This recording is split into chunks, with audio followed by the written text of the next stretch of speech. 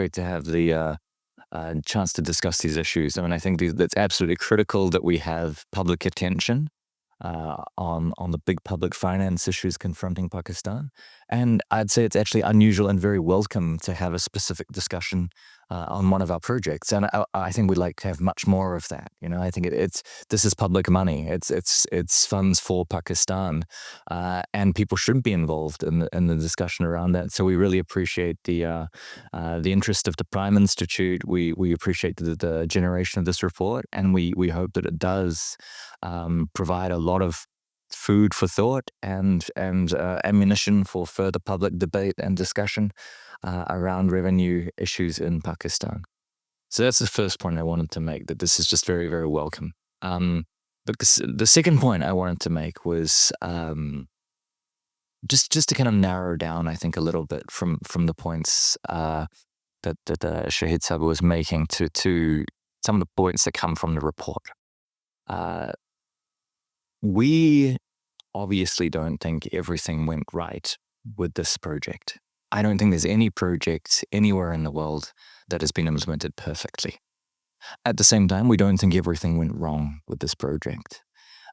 This project has achieved progress in certain areas, but I think that the key point to make is that no one project is ever going to solve the public finance issues of a country of 240 million people facing many, many internal and external challenges, and going through a period of huge turmoil and challenge in terms of the COVID epidemic, in terms of the political transition we've seen since then. It would be unrealistic to think any project was going to fix the institutional issues that Pakistan faces.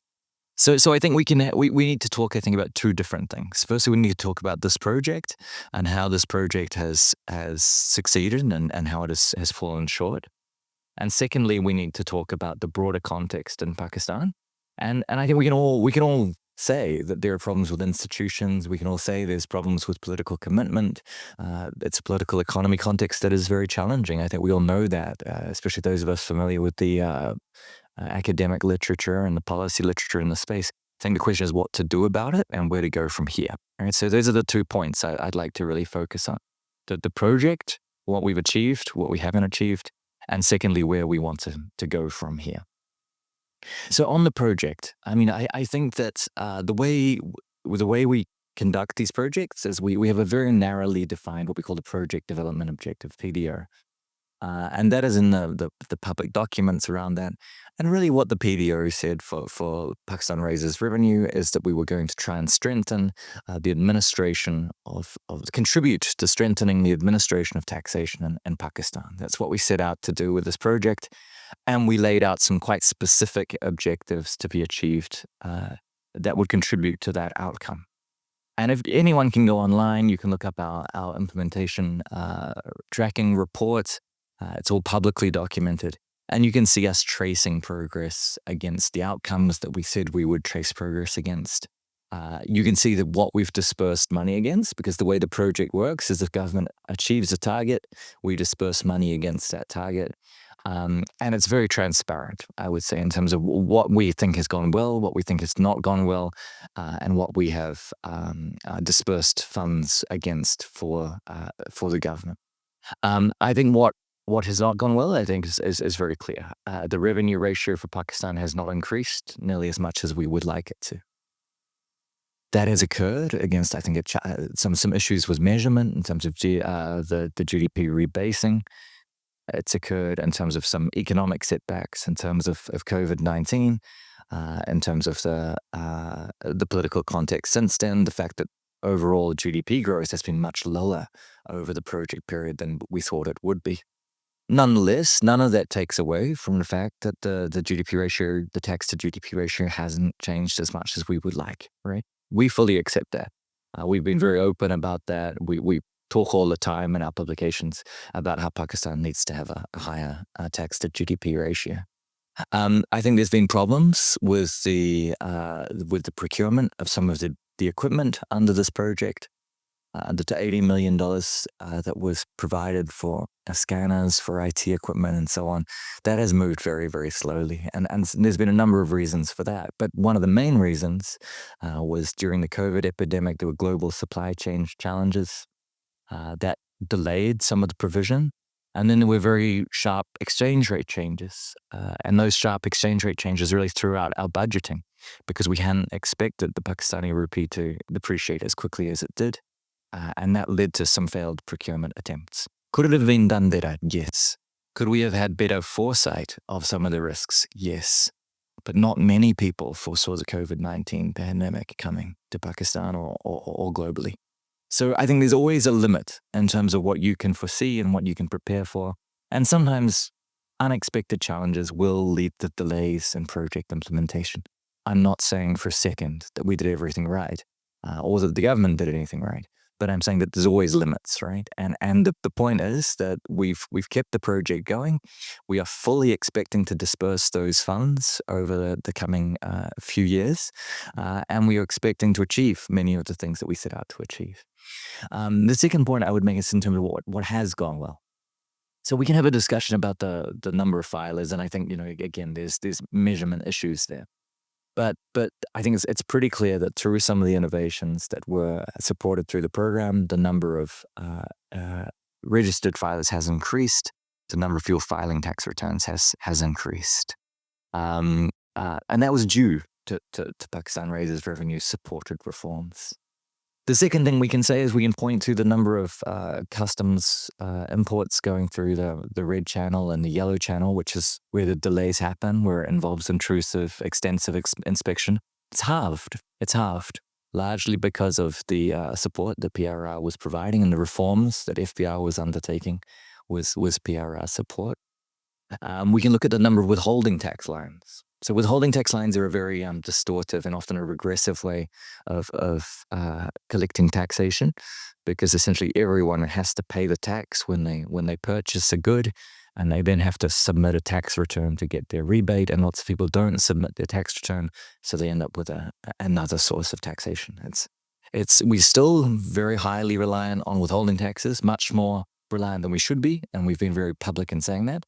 But we saw huge reductions in the number of withholding tax lines, again, because of the impact of the Pakistan Raises Revenue project. Other administrative improvements, so the number of people receiving refunds within time limits also improved. And some of these things, frankly, we don't yet have the data to measure. We don't have the data to measure, for example, some of the improvements in the amount of time it takes to pay taxes or the amount of time it takes to ship goods, because one of the reports that we were using to measure that has been discontinued. We are going to fix that methodological problem. We are going to fill that gap, and then we'll be able to have a conversation about whether we achieved that objective or not. But to be very frank, I think it's too soon to say that we failed on those objectives when we don't have a data source available to answer that question. And anyone can go to our public documents. Anyone can go to the implementation report, and they can see exactly what that measurement gap is, why it emerged, and what we're doing to resolve it. So what I would say is that PRR has helped FBR achieve some important things. It has had issues in terms of achieving some of the other objectives that were set, especially around the purchase of scanners and other equipment. Very, very obvious reasons for that, very clearly and transparently explained reasons for that.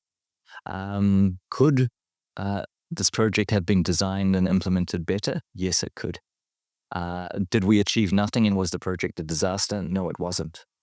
So we're in that middle ground, right? And I think what comes from that is where do we go from here, and how do we do better? I think that's good news, right? And I think from my perspective, at least, as the lead economist with the World Bank, working very closely at the moment with the Finance Ministry and the FBR, I think there is some good news. Essentially, Pakistan has a very narrow tax base. It has a very distortive tax system. a small number of taxpayers are taxed excessively. That leads to low tax morale. People don't want to pay tax because they're taxed very highly. It leads to high incentives to avoid paying taxes because the tax rates are very high.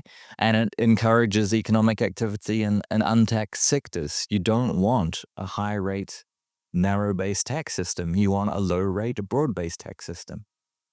The good news is that government fully recognizes this. And we have been talking a lot with government recently in terms of how to broaden the tax base, what reforms are needed, and how we can progress that in terms of increasing taxation on agriculture, which is the undertaxed source, increasing taxation on property, which is, again, undertaxed and where a lot of wealth in the economy resides.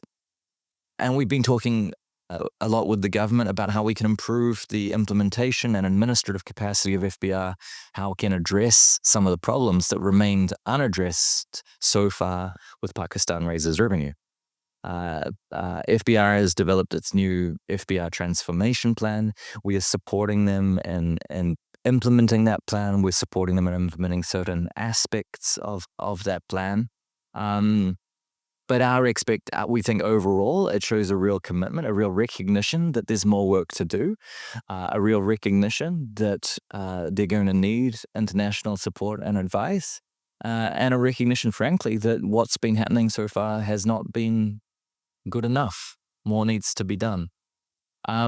So, I think that's where things stand at the moment.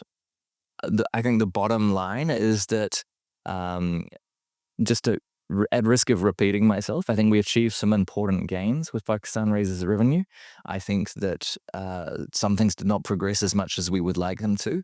But at the end of the day, we're in a better place to move forwards now than we were before the project. And I think that government now is taking action to move forward. And as I said, I think that the PRR was always focused on tax administration. And that's always been one part of the picture, but there's a much broader part of the picture on tax policy, which, as I say, we're now getting into in terms of these issues on tax administration, taxation of agriculture and taxation of property.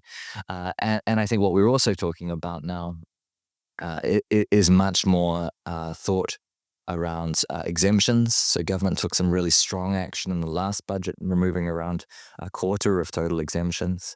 That's going to make a huge difference. And we'll see where the tax to GDP revenue sits in a few years' time. And I think that when the project closes, when the funds have been expended, that will be the appropriate time to take stock of what has been achieved under this project. We are not declaring success, but we are certainly not declaring failure. Thank you. Thank you so much, Mr. Haque. And just for clarification, when this official, the year ends, the official, the program, the project? So the project is currently scheduled to close at the end of this fiscal year. In June, July. But there is a discussion with FBR about whether we would extend the project to support some more aspects of their transformation plan.